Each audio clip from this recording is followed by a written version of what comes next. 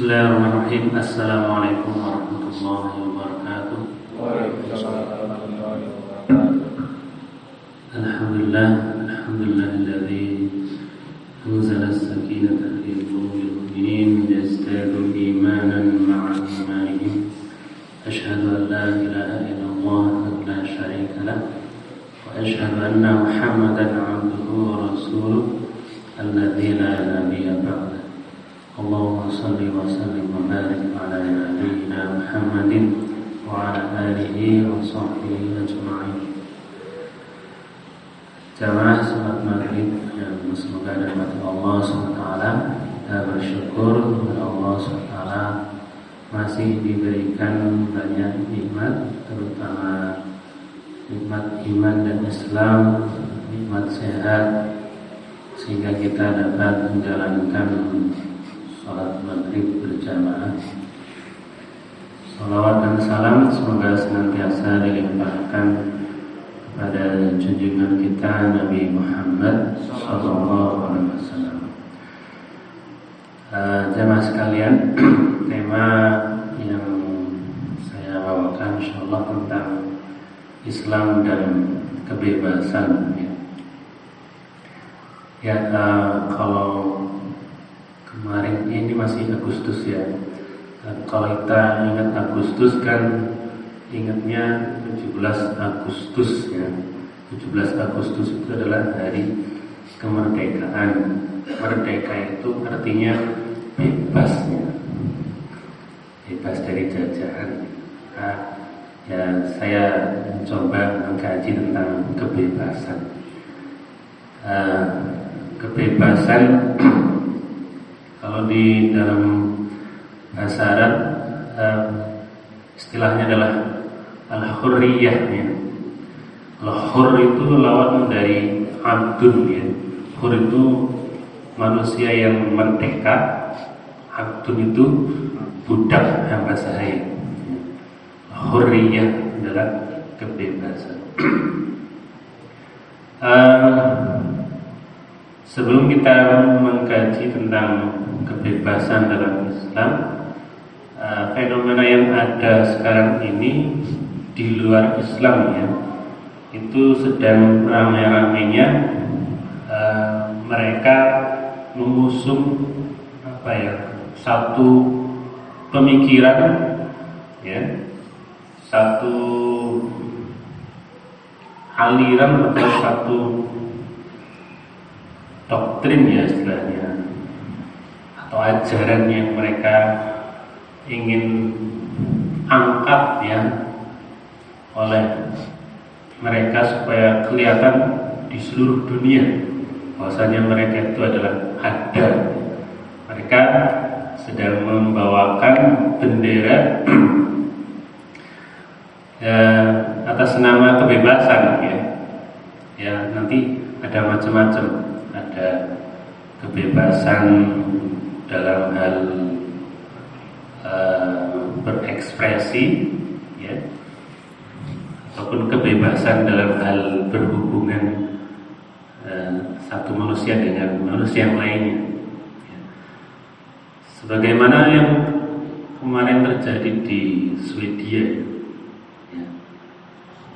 Ada seorang yang membakar Al-Quran ya. Dan itu dilegalkan oleh pemerintah sana ya. Karena itu salah satu bentuk kebebasan berekspresi ya. Jadi membakar kitab suci itu boleh, bebas. Itu ekspresi ya. Kalau kita kan ya, lucu lah, malah mau diserang nantinya.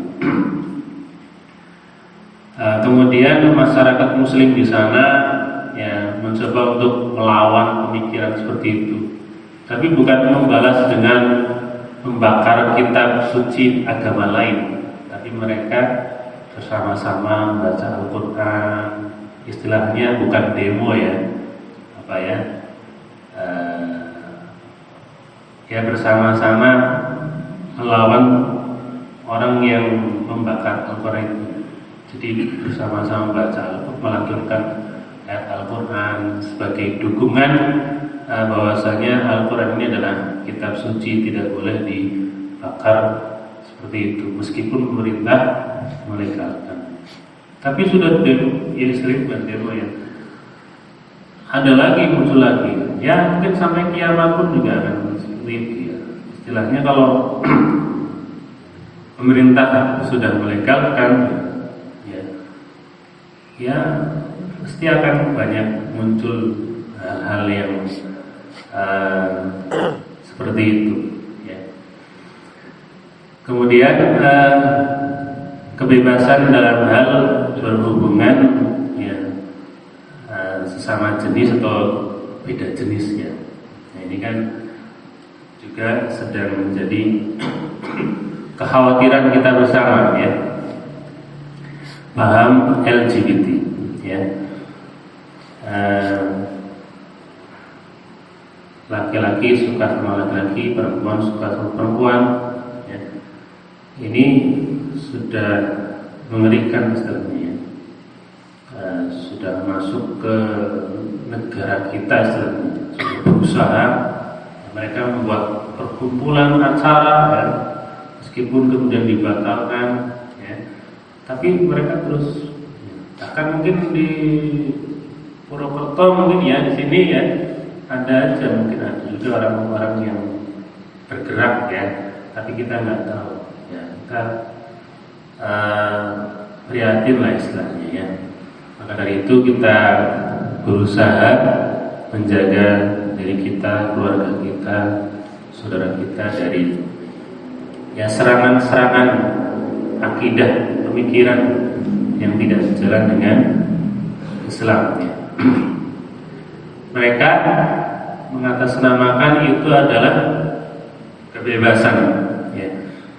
Atau mereka menggunakan dalilnya itu adalah HAM ya, hak asasi manusia ya. Seolah-olah HAM ini di atas segala-galanya.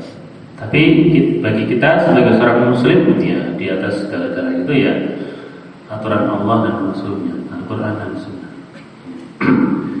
Jadi itu kebebasan yang ada di luar Islam yang sekarang ini menjadi perhatian kita semua ya.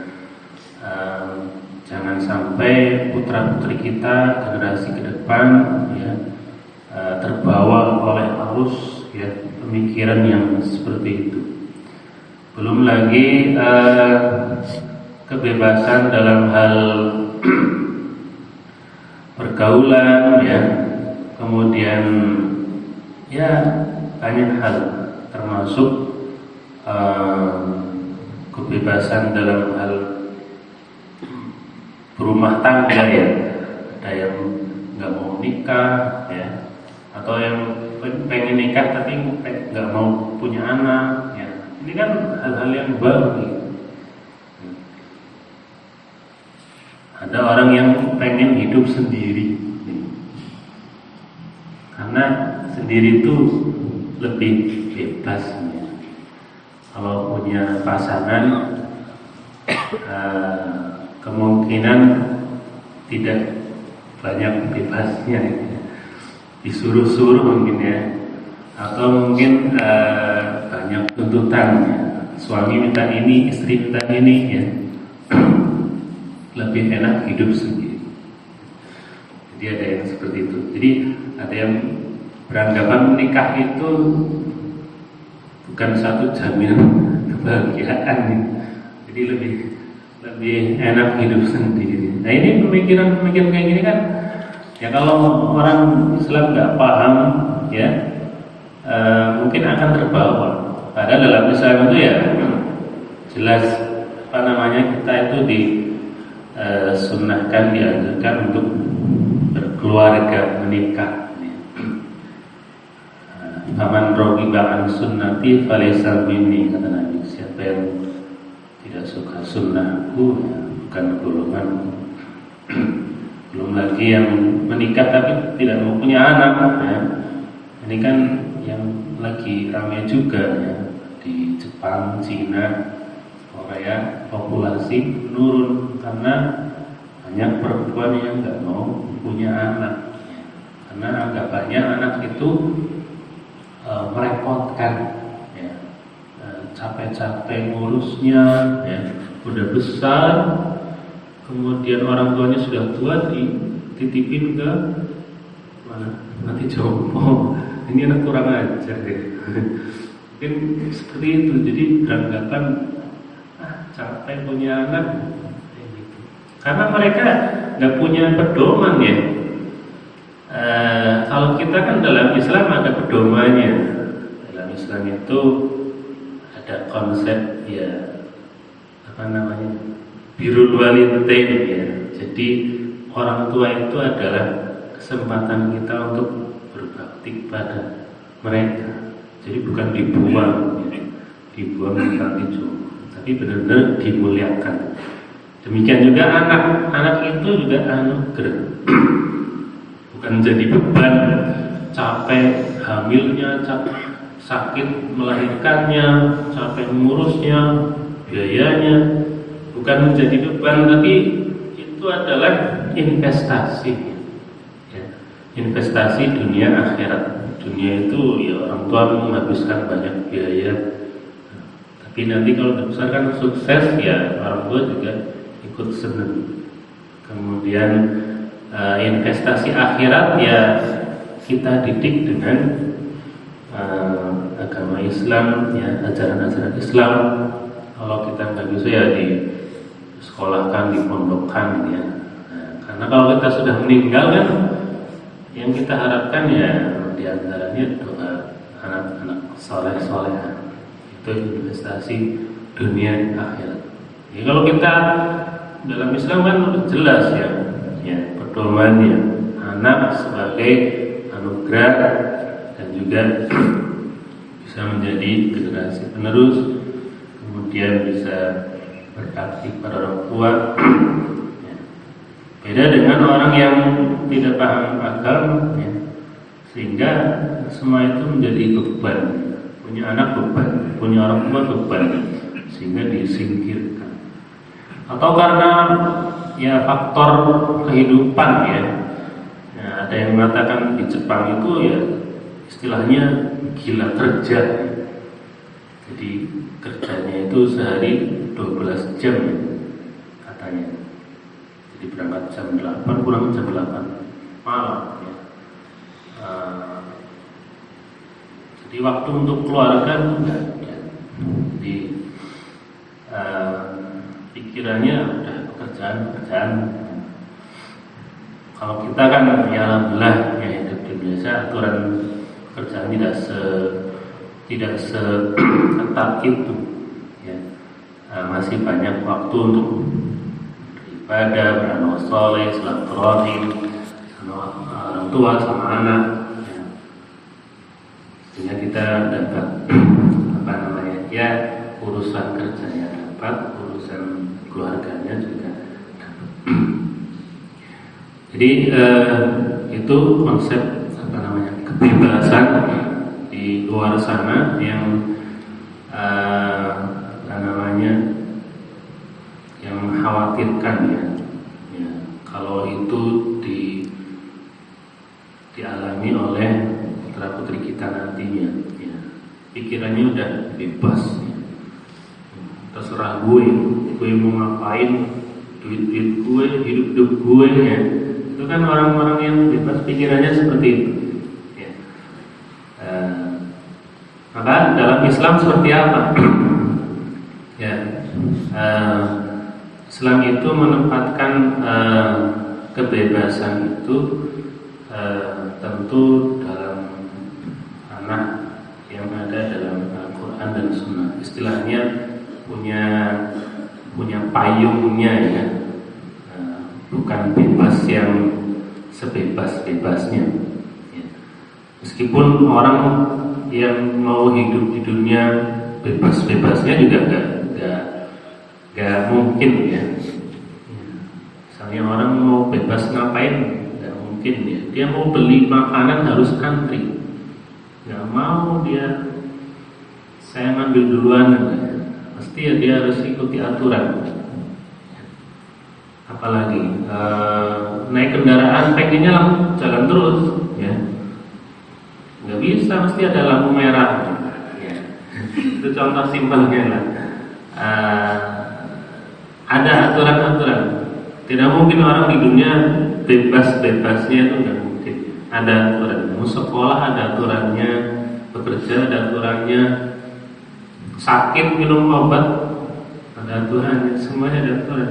Manusia memang punya aturannya, memang harus diatur. Makanya agama itu hadir sebagai aturan. Agama itu secara bahasa ya aturan. Ya. Islam ini mengatur manusia. Ini loh, ya. Kamu itu di dunia ini harus seperti ini. Beribadah, beramal soleh, aturan. Ya. Maka orang yang punya aturan, ya terarah. Ya. Kita itu alhamdulillah, ya, punya pedoman Al-Quran, Sunnah. Kita hidupnya terarah, ya, mau kemana? Ini mau jalan ke surga, ini jalan ke neraka, ini. Ya. Beda dengan orang yang tidak punya agama, hidup di dunia ini ya tidak punya arah, ya. Sehingga kalau punya masalah ya pusing, stres, bunuh diri, ya. Padahal rumahnya mewah, hartanya melimpah, ya. Hanya karena masalah sedikit bunuh diri. Bahkan di Jepang itu ada, kalau saya pernah lihat di medsos itu, fasilitas, ya, tempat untuk bunuh diri, ya. Negara memberikan fasilitas. Alhamdulillah. Ya. Jadi kebebasan dalam Islam adalah kebebasan yang tetap berpedoman dalam Al-Quran dan Sunnah. Contohnya apa? Kebebasan dalam beragama yang pertama, ya, al-hurriyah bil aqidah, ya, al-khawfit tadayyun. Manusia itu diberikan kebebasan untuk beragama, mau masuk Islam atau yang lainnya silahkan. Tidak ada paksaan, la ikraha fiddin. Tidak ada paksaan dalam hal agama. Maksudnya apa? Manusia bebas memilih mau agama apa, tapi masih ada lanjutannya ini, ya. Qad tabayyana ar-rusydu minal ghayy. Tapi sudah jelas mana jalan yang menuju surga, mana jalan yang menuju neraka. Bukan berarti bebas, oh saya bebas, berarti bebas tidak perlu masuk Islam, boleh milih agama lain, bukan begitu. Tapi sudah jelas, ya, mana yang jalan lurus, mana jalan yang menyimpang. Atau dalam surat Al-Kahfi, "Faman syaa'a falyu'min, wa man syaa'a falyakfur." Siapa yang mau beriman silahkan, yang nggak mau beriman silahkan. Oh, berarti bebas nih. Masih ada lanjutan ayatnya, ya. Inna a'tadna lil-dhalimin, apa? Ya. Faman syaa'a falyu'min wa man syaa'a falyakfur. Jadi siapa yang mau beriman silahkan, yang tidak mau beriman silahkan. Tapi Allah sudah sediakan akibatnya, orang beriman itu akan mendapatkan surga, orang yang tidak beriman akan mendapatkan neraka. Ya. Jadi pilihan yang sudah ada konsekuensinya, ya. Bukan pilihan dalam arti mutlak bebas, ya. Jadi itu yang pertama, kita diberikan pilihan dalam hal beragama. Jadi manusia itu diberikan kebebasan dalam beragama, atau dalam hal beragama, seorang bisa diberikan kebebasan untuk mempelajari apa yang ada dalam agama itu seperti apa. Ya. Alhamdulillah kita sudah diberikan hidayah Islam dengan jelas, ya, pedomannya jelas, Al-Quran dan Sunnah. Maka kita tidak perlu memilah-milah mana agama yang benar. Ya, ini sudah jelas di Al-Quran, sudah jelas. Inna dina indallahi al-Islam. Semuanya agama yang benar di sisi Allah itu ya Islam. Ya. Jadi tidak benar orang mengatakan semua agama sama. Tapi yang benar itu adalah agama di sisi Allah yang benar adalah Islam. Memang mungkin semua agama itu mengajarkan kebaikan, ya. Tidak boleh membunuh, tidak boleh jahat, tidak boleh sombong dan sebagainya. Tapi inti dari agama itu sendiri pasti ada perbedaan. Ya. Jelas dalam Islam itu kita diperintahkan untuk mentauhidkan Allah SWT. Ya. Yang mana ini tidak ada dalam agama yang lainnya. Ya. Jadi hurriyatul aqidah, kebebasan dalam agama, akidah. Maka kita tidak boleh memaksakan orang lain untuk masuk Islam. Jadi kalau orang syahadat pun juga kadang biasanya ditanya, apakah kamu masuk Islam itu karena paksaan atau karena kerelaan hati? Karena tidak boleh masuk Islam dengan paksaan. La ikraha fid-din. Kemudian dalam Islam itu memang ketika di zaman Nabi atau zaman sahabat itu ada orang-orang yang tadinya beragama Islam kemudian murtad, ya. Maka kemudian ada hadis Nabi yang menyebutkan man baddala dinahu faqtuluhu. Siapa yang keluar dari agama Islam maka bunuhlah. Ini menjadi pertanyaan. Loh, ini katanya tidak ada paksaan dalam agama. Tapi kok ada orang murtad kok disuruh dibunuh? Ini maksudnya gimana? Seolah-olah ini bertentangan. Nah, ulama menjelaskan bahwa ada faktor kenapa orang itu harus dibunuh karena ada unsur kejahatan. Ketika dia murtad itu dia memfitnah Islam, menjelek-jelekan Islam, kemudian merusak, ya. Sehingga ketika itu Nabi sampai mengatakan faktul, karena itu kan membahayakan. Ya. Tapi kalau memang tidak sampai membahayakan, Allah itu saya kira tidak sampai disuruh untuk dibunuh. Ya. Karena apa? Kita tidak hanya fokus pada satu hadis ini saja, ya. Ada hadis yang lain.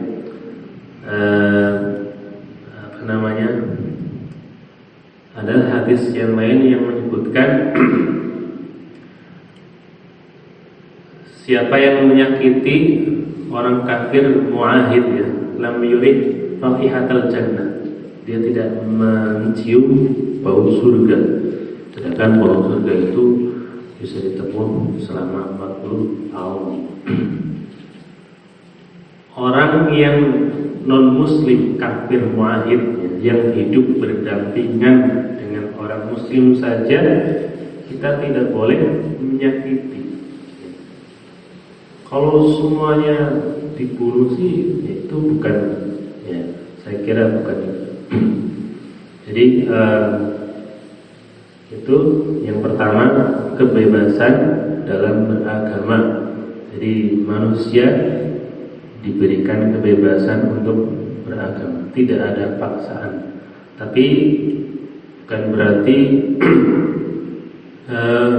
berarti semuanya benar, ya, atau semuanya tidak ada konsekuensinya, tapi yang benar itu adalah ada konsekuensinya yang jelas sudah ada. Ya, agama yang benar itu adalah Islam. Siapa yang beriman dijanjikan surga, siapa yang tidak beriman dijanjikan itu kebebasan dalam beragama. Yang kedua adalah kebebasan dalam berpikir, ya. Manusia diberikan kebebasan dalam berpikir, berpendapat, menyampaikan gagasan. Maka dalam Islam itu diajarkan untuk bermusyawarah. Ketika ada satu masalah itu bermusyawarah. Wa amruhum syura bainahum. Jadi kalau ada permasalahan itu musyawarah, mendengarkan pendapat dari yang lain. Maka di situ ada kebebasan berpikir, berpendapat. Kita menghargai pendapat orang lain. Tidak seperti Fir'aun, ya. Kalau Fir'aun itu kan ya apa yang dia inginkan dia laksanakan, tidak mau mendengar perkataan orang lain. Maka dalam Islam, alhamdulillah, ya. Jadi apapun persoalannya, insya Allah bisa diselesaikan dengan cara musyawarah. Apa saja dalam urusan keluarga, ya, mungkin ada masalah suami istri, bisa dibicarakan baik-baik dari pihak suami dan istri, musyawarah. Ada masalah tetangga, musyawarah, ya. Ada RT, RW, lurah. Ada masalah di pekerjaan, dimusyawarahkan, ya. Jadi manusia diberikan kebebasan untuk berpendapat. Yang penting pendapatnya itu adalah pendapat yang sejalan dengan aturan Islam, ya. Bukan pendapat-pendapat yang nyeleneh lah istilahnya.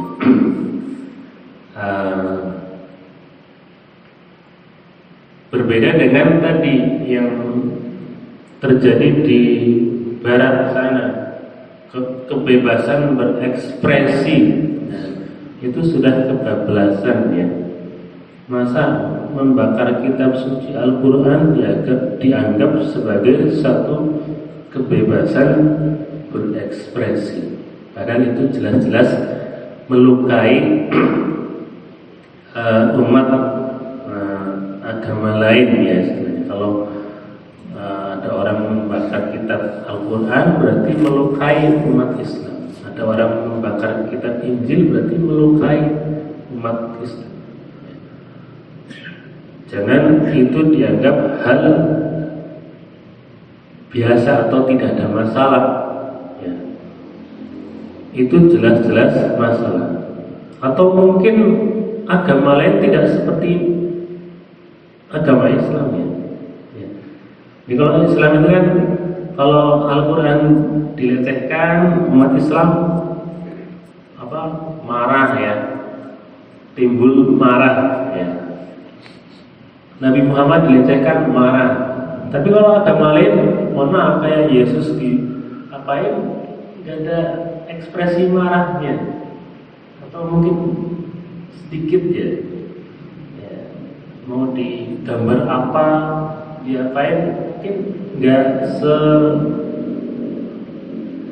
seramai orang Islam, ya. Kalau Islam kan benar-benar muncul pembelaannya, ya, pembelaan yang luar biasa, kan bisa sampai unjuk rasa. Ya, karena itu sebagai bukti kita ini benar-benar mencintai Islam, mencintai Al-Quran, mencintai Nabi, ya. Kalau orang-orang yang menganggap itu biasa-biasa saja, ya justru malah diragukan. Jadi agamanya apa? Jadi Nabi ini siapa? Ibaratnya ibunya sendiri kalau dilecehkan orang lain, perasaannya gimana? Kalau orang tua kita ya, apalagi ibu kita disakiti orang lain, tentu kita akan marah, kita akan membela ibu kita, ya, kita akan marah. Nah ini agama kita, nabi kita, kita suci kita dilecehkan, masa biasa-biasa saja. Maka kebebasan di berpikir, berpendapat itu ada dalam Islam selama itu tidak bertentangan dengan ajaran Islam. Ya, ini prinsipnya tidak menyakiti orang lain, ya, tidak mengganggu orang lain. Jangan dianggap satu kebebasan tapi itu mengandung kezaliman, menyakiti orang lain. Ya. Termasuk kebebasan dalam hal berhubungan, ya, sesama jenis atau di luar jenis, ya, itu kan jelas-jelas bertentangan dengan ajaran Islam. Ya, jangan dianggap itu adalah kebebasan berpendapat, kebebasan ekspresi, kebebasan hak asasi manusia. Islam itu sebenarnya sudah memberikan banyak kebebasan, ya. Ya. Kalau tadi kebebasan beragama, kebebasan berpendapat, ya. Kalau dalam hal kehidupan sehari-hari, kehidupan dunia, ya kebebasan makan misalnya, mau makan apa saja silahkan, ya. Yang penting halal, ya kan? Jadi jangan fokus pada kenapa orang Islam nggak boleh makan babi, kenapa orang Islam nggak makan, nggak minum khamr, minuman keras. Jangan fokus pada yang haramnya. Masih banyak makanan yang halal, yang enak, bergizi. Masih banyak minuman yang halal, yang enak, bergizi, ya. Di samping itu memang Allah mensyariatkan sesuatu itu ada maqasidus syariatnya, ya. Ada menjaga agama, menjaga jiwa, menjaga akal, menjaga harta, menjaga turunan, ya. Daruriyah al-khamsah. Kenapa dilarang membunuh? Ya, karena menjaga jiwa, nyawa, ya. Kalau membunuh dihalalkan, ya banyak nyawa yang melayang sia-sia. Kenapa mencuri, ya, begal dilarang, diharamkan? Ya, karena menjaga harta, ya. Kalau itu dihalalkan, ya hartanya semua orang, ya hartanya nanti bisa tidak aman, ya. Kenapa berzina diharamkan? Ya karena menjaga keturunan, ya. Kalau zina dihalalkan, nanti keturunannya tidak jelas ini bapaknya siapa. Padahal Allah sudah memberikan yang halalnya, itu menikah. Jadi sesuatu yang diharamkan oleh Allah ada maksud, tujuannya, kebaikannya itu kembali kepada manusia itu sendiri, ya. Kembali kepada manusia itu sendiri. Jangan fokus pada kenapa gak boleh, kenapa diharamkan. Ya, kita fokus pada masih banyak hal yang Allah halalkan, yang Allah bolehkan, sementara yang Allah haramkan barangkali di situ ada keburukannya, madharatnya. Kemudian yang berikutnya adalah kebebasan dalam hal tamalluk, ya, kepemilikan. Manusia boleh memiliki apa saja selama itu diperoleh dengan cara yang benar, yang baik, yang halal. Mau punya rumah berapa, punya mobil berapa, punya istri berapa, ya ada batasannya, maksimal 4 ya kalau istri. Yang penting kan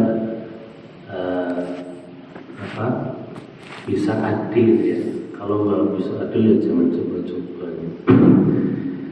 Jadi kebebasan dalam Islam itu banyak sebenarnya. Ya, jangan menganggap Islam itu seolah-olah apa-apa nggak boleh, ya. Apa-apa nggak boleh. Padahal dalam Islam itu sebenarnya banyak hal yang dibolehkan, banyak hal yang diberikan kebebasan. Ya. Bebas mau makan apa saja, yang penting halal. Bebas minum apa saja, yang penting halal. Bebas mau nikah sama siapa saja, yang penting halal, ya. Mau nikah sama orang Jawa, orang luar Jawa, orang bule, orang mana, ya, bebas. Mau bekerja apa saja boleh, ya. Yang penting halal, ya. Mau ngapain apa saja, ya, boleh kan? Yang penting dibolehkan. Ya, maksudnya banyak hal yang bisa dilakukan oleh seorang sebagai bentuk itu adalah kebebasan yang diberikan dalam Islam, ya. Jadi jangan fokus pada seolah-olah Islam itu banyak aturan, nggak bisa bebas, nggak boleh ini, nggak boleh itu.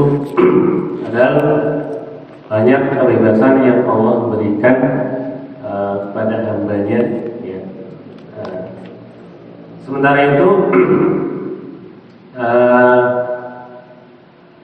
apa yang berlaku di Barat atau di orang non-Muslim, ya, kebebasan yang melampaui batas itu adalah kebebasan yang tidak sejalan dengan Islam, maka itu jangan kita tiru, ya.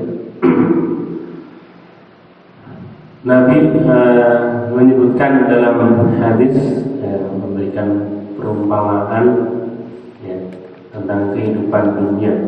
Dunia sijnul mukmin wa jannatul kafir. Dunia itu adalah penjara bagi orang yang beriman dan surga bagi orang kafir. Maksudnya apa? Penjara itu, ya, bagaimana rasanya orang di penjara nggak bisa bebas, ya, nggak bisa berbuat seenaknya. Ya. Demikian juga orang beriman di dunia ini tidak bisa bebas, ada aturan-aturan yang Allah tetapkan. Tidak boleh mencuri, tidak boleh berzina, tidak boleh judi, tidak boleh minum. Maka posisikan kita sebagai orang beriman. Ada aturan, ada batasan yang tidak bisa kita langgar, itu saja.